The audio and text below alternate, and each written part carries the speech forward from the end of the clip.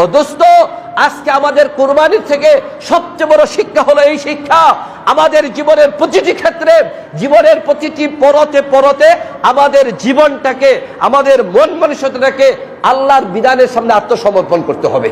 এটাই হলো কোরআনে কারীমের শিক্ষা, কুরবানির শিক্ষা। আল্লাহর সামনে আমাদের আত্মসমর্পণ করতে হবে, নিজে স্বীকার করতে হবে, নফসানিয়তকে কুরবানি করতে হবে, আল্লাহর বিধানকে সামনে দেখতে হবে। এটা হলো সর্বপ্রথম শিক্ষা। কুরবানির মধ্যে সবচেয়ে বড় আরেকটা শিক্ষা হলো পশুত্ব মনোভাবটাকে কুরবানি করা। এই যে মা ছেলেকে হত্যা করতেছে, বাবা তার সন্তানকে হত্যা করতেছে, স্ত্রী তার স্বামীকে হত্যা করতেছে, এরকম ছেলে তার বাবাকে হত্যা করতেছে, চাচা তার ভাতিজাকে হত্যা করতেছে, তার একটা কারণ এর মধ্যে পশুত্ব মনোভাব গায়েব হয়ে গেছে গা। পশুত্ব মনোভাবটা তাদের মধ্য থেকে যায়নি। মানুষ হাইওয়ান, এরা জানোয়ার। আমি আপনি যেমন জানোয়ার, গরু একটা জানোয়ার, গাধাও একটা জানোয়ার, বাঘও একটা জানোয়ার, আমিও একটা জানোয়ার। ওই জানোয়ার থেকে আপনার আমার ব্যবধান হলো আমরা কথা বলতে পারি, ওরা কথা বলতে পারে না। প্রিয় হাজিরিন, আজকে যদি আপনার আমার এই কুরবানির শিক্ষা থেকে পশুত্ব মনোভাবটাকে সরাতে না পারি, ওই 2 পায়া গরু, 4 পায়া গরু যেরকম ভাবে জানোয়ার, কুত্তা যেরকম ভাবে জানোয়ার, আমি আপনি আমার একটা জানোয়ার। এরপরে 10 তারিখ যখন আসবে, সেই 10 তারিখে হলো অত্যন্ত গুরুত্বপূর্ণ যে ইবাদত কুরবানি করা। প্রিয় হাজিরিন, এই কুরবানিটা আমাদের জন্য ওয়াজিব। এটা কার সুন্নত? মুসলিম জাতির পিতা হযরত ইব্রাহিম আলাইহিস সালাতু ওয়াস সালাম, তিনার পক্ষ থেকে আমাদের জন্য এই সুন্নত। প্রিয় হাজিরিন, এই কুরবানি সম্পর্কে অনেক লম্বা আলোচনা, কিন্তু সময় তো প্রায় শেষ হয়ে গেল। এই কুরবানিটা এমন একটা ইবাদত, যেই ইবাদত বান্দা অনেকটা নিজের জন্য করে, আর আল্লাহ রাব্বুল আলামিন এর মাধ্যমে তাকে অধিক সওয়াব দান করে। কুরবানির ইতিহাস তো আপনারা জানেন। আপনি একটু ভাবেন তো, আল্লাহ তাআলা কত বড় মায়া করে, মহব্বত করে আমাদের এই ইবাদতের ব্যবস্থা রাখছেন। আমি মসজিদে 500 টাকা, 1000 টাকা দান করি। দান করার পরে এখানে কারো কোনো কর্তৃত্ব চলে না। চলে? আপনারা কি কেউ বলবেন আয়েশা যে হুজুর, আপনাদের মসজিদ নির্মাণে আমি তো 5 বস্তা সিমেন্ট দিছিলাম, অতএব আমার একটা পদ দিতে হবে, আমার একটা জায়গা মসজিদে নির্ধারণ করে দিতে হবে? বা কেউ কোনোদিন কে আয়েশা বলে, হ্যাঁ আমি এখানে দান করছিলাম, এটা আমার প্রভাব আছে, কেউ বলতে পারে? অর্থাৎ মাদ্রাসা, মসজিদ, গরিব, অসহায়, যে কোনো ক্ষেত্রে মানুষ দান করুক, দান করার পরে এখানে আর ওই দানের উপর কোনো কর্তৃত্ব চলে না, এবং দানের কারণে কোনো বিনিময় দুনিয়াতে সে চাইতে পারে না, কেউ চায়ও না। ঠিক কিনা বলুন?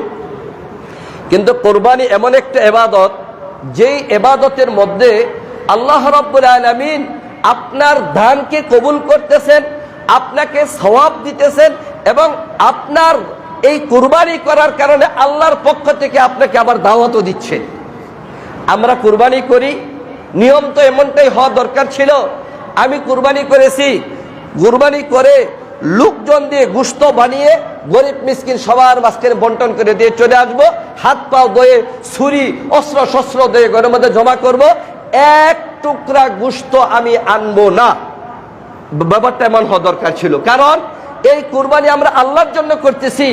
এই কুরবানি রক্ত, যেই জানোয়ারকে আমি আল্লাহর রাস্তায় কুরবানি করতেছি, তার রক্ত জমিনে পড়ার আগে আল্লাহ রাব্বুল আলামিন আপনার আমার গুনাহ খাতাকে মাফ করে দিবেন। প্রতিটি পশমের বিনিময়ে, কুরবানি জানোয়ারের গায়ে যতগুলো পশম থাকবে, প্রতিটি পশমের বিনিময়ে এক একটা সওয়াব আল্লাহ তাআলা দান করবেন। এমনকি কিয়ামতের ময়দানে আপনার কুরবানির জানোয়ার আপনার জন্য বাহন হবে ফুলসিরাতের পুল পার হওয়ার জন্য। তাহলে এত ফজিলত যেখানে আছে, তাহলে জানোয়ারকে জবে করার পরে গোশত তো আনার কথা নয়, কিন্তু আল্লাহ রাব্বুল আলামিনের পক্ষ থেকে এটা দাওয়াতের ব্যবস্থা করেছেন। তোমরা আমার নামে কুরবানি করেছো, আমি এটা পেয়েছি, আমি আবার তোমাদেরকে হাদিয়া দিচ্ছি। দেখেন না, ছোট বাচ্চাদের কাছে দাদা নানারা, চাচা মামুরা, মুরব্বীরা এসে ছোট বাচ্চা কিছু খাইতেছে, তখন ছোট বাচ্চার কাছে, চা তুমি মজা খাইতেছো, এই দেও না আমাকে একটু মজা দাও না, আমিও খাই। এখন ছোট বাচ্চারা অনেক সময় দেয়, অনেক সময় দেয় না। অনেক সময় দেই, দেওয়ার পরে মামা, চাচা, খালু, দাদু, দাদা, নানা যারা আছে তারা নেই, নিয়ে মুখের কাছে কয় কয় কয় কয়া, নাও নাও খাইছি, চুমা দিয়ে দিয়া, নাও দাদু তুমি খাও, আমার খাওয়া হয়ে গেছে। আসলে সে খাইনি, এরপরে বলে খাওয়া হয়ে গেছে। ছোট বাচ্চাদের কাছে মুরব্বীরা যেভাবে এই আচরণটা করেন, ঠিক আল্লাহ রাব্বুল আলামিনের দরবারে আমি আপনি কুরবানি পেশ করেছি, আল্লাহ যেন নিয়ে বলতেছেন, হ্যাঁ বান্দা আমি তোমার কুরবানি কবুল করে নিয়েছি, আমি পেয়েছি, নাও এটা আমার পক্ষ থেকে হাদিয়া, তুমি খাও। সুবহানাল্লাহ। প্রিয় হাজিরিন, আর কোন ইবাদতের মধ্যে এত মজা, এত মহব্বত, এত ভালোবাসা নেই। কুরবানি ইবাদতের মধ্যে আল্লাহ তাআলা যেই মজা ভালোবাসা রাখছেন। এরপরে যদি বলা হয় এই দিনের মধ্যে যেই পরিমাণ আল্লাহ তাআলা গোশতের ব্যবস্থা করেন, পুরা বছরের মধ্যে এত তৃপ্তি আকারে এত পর্যাপ্ত পরিমাণ গোশতের ব্যবস্থা আর কোনোদিন হয় না। অনেক মানুষ একেবারে নিজের অর্থবিত্ত আছে, মনে করে মাসে একটা করে জবাই করে গরু নিজের পরিবারের গোশতের ব্যবস্থা করতে পারে, কিন্তু কুরবানির সময় গোশত খাওয়ার যে মজা, এটা অন্য কোনো সময় পাওয়া যায় না। তার বড় একটা কারণ হলো আনন্দটা তো তখনই পরিপূর্ণ হয় যখন সকলে একসাথে মিলে করা যায়। আল্লাহ রাব্বুল আলামিন এই কুরবানির উসিলায় ধনী গরিব সকলের বাড়িতে একসাথে ওই সময় যে গোশত খাওয়ার ব্যবস্থা হয়, এটা অন্য কোনো সময় হয় না। যে কারণে এই কুরবানি সম্পর্কে বলা হয়েছে, ইন্নী ওয়াজ্জাহতু ওয়াজহিয়া লিল্লাযী ফাতারাস সামাওয়াতি ওয়াল আরদ হানিফা ওয়া মা আনা মিনাল মুশরিকিন কুল ইন্না সালাতি ওয়া নুসুকি ওয়া মাহইয়ায়া ওয়া মামাতি লিল্লাহি রাব্বিল আলামিন। আমার হজ, আমার কুরবানি, আমার ইবাদতে সব কিছু একমাত্র কার জন্য? আল্লাহ রাব্বুল আলামিনের জন্য। এইজন্য মুহতারাম হাজিরিন, এই কুরবানিটা করা ইতিহাস আপনারা জানেন। আদম আলাইহিস সালামের দুই ছেলে হাবিল কাবিল কুরবানি করেছিল। এরপর ইব্রাহিম আলাইহিস সালাম তিনার প্রিয় পুত্র ইসমাইলকে আল্লাহর রাস্তায় কুরবানি করেছিলেন। প্রিয় হাজিরিন, এই যে আমরা কুরবানি করি, এই কুরবানি থেকে সবচেয়ে বড় শিক্ষা আমাদের জন্য কোনটা? আর অন্য বিধান আর বলার সময় নেই। লম্বা ইতিহাস, হাবিল কাবিল, ইব্রাহিম আলাইহিস সালামের ইতিহাস, ইসমাইল আলাইহিস সালামের ইতিহাস। কুরবানি কার উপর ওয়াজিব? যে নেশাব পরিমাণ মালের মালিক, তার উপর কুরবানি করা ওয়াজিব। আর কুরবানি সম্পর্কে অনেক মাসআলা আছে, বারবার যেগুলো মানুষ আমাদের কাছে প্রশ্ন করে, আকিকা না করলে কুরবানি করা যাবে কিনা? হ্যাঁ, আকিকা ভিন্ন ইবাদত, কুরবানি ভিন্ন ইবাদত। কুরবানি জানোয়ারের সাথে আকিকা শরীক হওয়া যাবে নাকি? হ্যাঁ, হওয়া যাবে। ছেলেদের জন্য খাসি আকিকা করলে দুইটা খাসি আকিকা করতে হয়, মেয়েদের জন্য একটা খাসি। আর যখন তাদের নাম দেওয়া হবে, এর মধ্যে আপনার গরুর সাথে নাম দেওয়া হবে, তখন স্বাভাবিক মতে একটা নাম যদি দেওয়া হয় গরুর মধ্যে, বিকল্প ব্যবস্থা হিসেবে তার আকিকা হয়ে যাবে। তবে উত্তম হলো ছেলেদের জন্য দুইটা খাসি আর মেয়েদের জন্য একটা খাসি জবে করা। প্রিয় হাজিরিন, আকিকার গোশত, কুরবানির গোশত একই বিধান। সুন্নতি তরিকা হলো এই কুরবানির গোশতগুলোকে 3 ভাগ করে, 1 ভাগ গরিব মিসকিনকে দিয়ে দেওয়া, আরেক ভাগ আত্মীয় স্বজন মাঝখানে ভাগ করে দেওয়া, আরেক ভাগ নিজের জন্য রাখা। একটা মাসালা এমন আছে, যদি অসহায় গরিব হয় আর কুরবানি করে থাকে আর মনে করে এই গোশতগুলো তার পরিবারের সবার খাওয়া দরকার, তাহলে সুযোগ আছে, সে এগুলো খেয়ে নিতে পারবে। তবে উত্তম হলো এগুলো ভাগযোগ করে দেওয়া। একটু বিবেক দিয়ে যদি আমি কথাটাকে চিন্তা করি, এই গোশত তো আমি মালিক না, বাড়িতে নেওয়ার অধিকারই আমার ছিল না, কাজে আমি সবগুলো গোশত খাই করে, উত্তম হলো আপনার সাধ্য থাকলে সবগুলোকে তাকসিম করে দেন, আপনি আলাদা ব্যবস্থা করুন। হ্যাঁ, কুরবানি গোশত যেহেতু আল্লাহর পক্ষ থেকে দাওয়াতি খানা, কিছু অংশ আপনি আপনার পরিবারের জন্য নিয়ে যান। প্রিয় হাজিরিন, এরপরে কুরবানি জানোয়ারের চামড়ার বিধান আপনারা জানেন যে এগুলো উত্তম হলো মাদ্রাসার মধ্যে দান করে দিবেন, লিল্লাহ বনিং যেখানে দান করে দিবেন। আমাদের সমাজের মধ্যে অনেক মানুষকে দেখা যায় এই কুরবানির সময় আসলে তাদের দরদ গরিবদের উপর অনেক বেড়ে যায়। তারা মনে করে এই কুরবানির গরুয়ার এই চামড়াগুলো আমরা বিক্রি করে গরিব মিসকিনকে টাকা দিব, এটা বড় ইবাদত, মাদ্রাসা দিতে চাই না।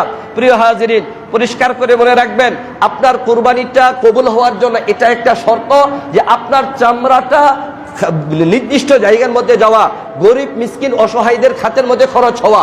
খবরদার মনে রাখবেন, আমাদের সমাজের মধ্যে অহর শতকরা 99% মানুষ এই ভুল করে থাকেন। কুরবানি জানোয়ারকে বানানোর জন্য কসাই ব্যবস্থা করেন, নিজেরা বানাতে পারে না, কসাইয়ের ব্যবস্থা করেন। কসাইদেরকে কুরবানি জানোয়ার থেকে গোশত দেওয়া হয়। পরিষ্কার করে জেনে রাখবেন, আপনারা যারা আপনাদের কুরবানির জানোয়ারকে বানানোর জন্য কসাইয়ের ব্যবস্থা করবেন, কুরবানির জানোয়ার বানানোর আগে তাদের সাথে চূড়ান্ত পর্যায়ের চুক্তি করে নেবেন যে তুমি আমার কুরবানির জানোয়ারকে বানিয়ে দেব, এত টাকা তোমাকে পারিশ্রমিক দেব, তুমি কি রাজি? এটা চূড়ান্ত ভাবে ফয়সালা করে নেবেন। এরপরে আপনি তাকে এই বিনিময়টা দেওয়ার পরে আপনার কুরবানির জানোয়ারের গোশত হাদিয়া হিসেবে দিলেন, কোনো আপত্তি নেই। ব্যাপারটা যদি এমন থাকে যে আপনার খুব কাছের লোক, আপনজন, পরিচিত জন, সে কসাইয়ের কাজ করতেছে, আপনার বাড়িতে গোশত বানাইতেছে, আপনি তাকে টাকা বিনিময় হিসেবে দেন নাই। সেও জানে আমি যদি উনার গরুটা বানিয়ে দেই আমাকে একটু গোশত বাড়িয়ে দেবে, আমি বাড়িতে কুরবানি করিনি, আমার জন্য কাজ হবে। খবরদার মনে রাখবেন, বিনিময় হিসেবে যদি কুরবানি জানোয়ারের গোশত দেন তাহলে আপনার কুরবানি বাতিল হয়ে যাবে, আপনার কুরবানি বাতিল হয়ে যাবে। এই জন্য সর্বোচ্চ সতর্ক থাকবেন। প্রিয় হাজিরিন, সময় তো শেষ হয়ে গেল।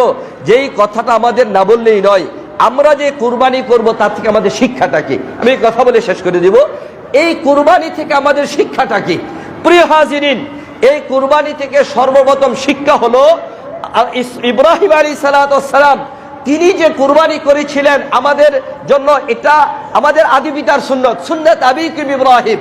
এটা আমাদের বাবা ইব্রাহিম আলাইহিস সালামের সুন্নত, আমাদের বাবা ইব্রাহিম আলাইহিস সালামের সুন্নত। এই সুন্নত থেকে আমাদের শিক্ষাটা কি? শিক্ষাটা, এক নম্বর শিক্ষা হলো আল্লাহ রাব্বুল আলামিন কোরআনে কারীমে বলেন, فَلَمَّا أَسْلَمَا وَتَلَّهُ لِلْجَبِينِ وَنَادَيْنَاهُ أَن يَا إِبْرَاهِيمُ قَدْ صَدَّقْتَ الرُّؤْيَا إِنَّا كَذَلِكَ نَجْزِي الْمُحْسِنِينَ। এটাই হলো সর্বপ্রথম শিক্ষা এই কুরবানি থেকে। শিক্ষাটা হলো কি? ইব্রাহিম আলাইহিস সালাম স্বপ্নে দেখেছেন তিনি আর প্রিয় বস্তুকে কুরবানি করতেছেন। লম্বা ইতিহাস, লাগাতার ভাবে 3 দিন 100 করে উট কুরবানি করেছেন।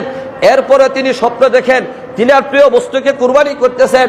তিনি আর বুঝার বাকি রইল না তিনার জন্য যে তিনার প্রিয় বস্তু হলো কলিজার টুকরা ইসমাইল আলাইহিস সালাম, তিনাকে জবাই করতে হবে। ইসমাইল আলাইহিস সালামকে মিনা বাজারে নিয়ে গেলেন। অনেক লম্বা ইতিহাস আপনারা শুনেছেন কিভাবে তিনারা জবাই প্রস্তুতি নিয়েছেন।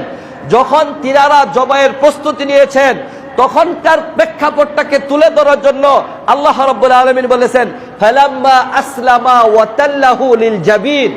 যখন পিতা পুত্র ইব্রাহিম এবং ইসমাইল আল্লাহর বিধানকে মানার জন্য আত্মসমর্পণ করলেন, ফালাম্মা আসলামা ওয়া তাল্লাহু লিল জাবিন, জবাহ করার জন্য শুয়ে দিলেন। পিতা আল্লাহর পক্ষ থেকে যে আদেশ পেয়েছিলেন প্রিয় বস্তুকে জবাহ করার জন্য, তার জন্য সম্পূর্ণ প্রস্তুতি নিয়েছেন এবং সন্তান আল্লাহর পক্ষ থেকে আদেশিত হয়েছে জবাহ হওয়ার জন্য, তিনি শুয়ে গেছেন। এই প্রেক্ষাপটটাকে তুলে ধরেছেন আল্লাহ তাআলা, ফালাম্মা আসলামা ওয়া তাল্লাহু লিল জাবিন। ও দোস্ত, আজকে আমাদের কুরবানির থেকে সবচেয়ে বড় শিক্ষা হলো এই শিক্ষা, আমাদের জীবনের প্রতিটি ক্ষেত্রে, জীবনের প্রতিটি পরতে পরতে আমাদের জীবনটাকে, আমাদের মন মানসিকতাটাকে আল্লাহর বিধানের সামনে আত্মসমর্পণ করতে হবে। এটাই হলো কোরআনে কারীমের শিক্ষা, কুরবানির শিক্ষা। আল্লাহর সামনে আমাদের আত্মসমর্পণ করতে হবে, নিজে স্বীকার করতে হবে, নফসানিয়তকে কুরবানি করতে হবে, আল্লাহর বিধানকে সামনে দেখতে হবে। এটা হলো সর্বপ্রথম শিক্ষা। প্রিয় হাজিরিন, এরপরে আল্লাহর একত্ববাদকে প্রমাণ করা, জবাহের মাধ্যমে আল্লাহর নিয়ামতের শুকরিয়া আদায় করা। বলে যে আপনার পশুত্ব মনোভাবকে কুরবানি করা। কুরবানির মধ্যে সবচেয়ে বড় আরেকটা শিক্ষা হলো পশুত্ব মনোভাবটাকে কুরবানি করা।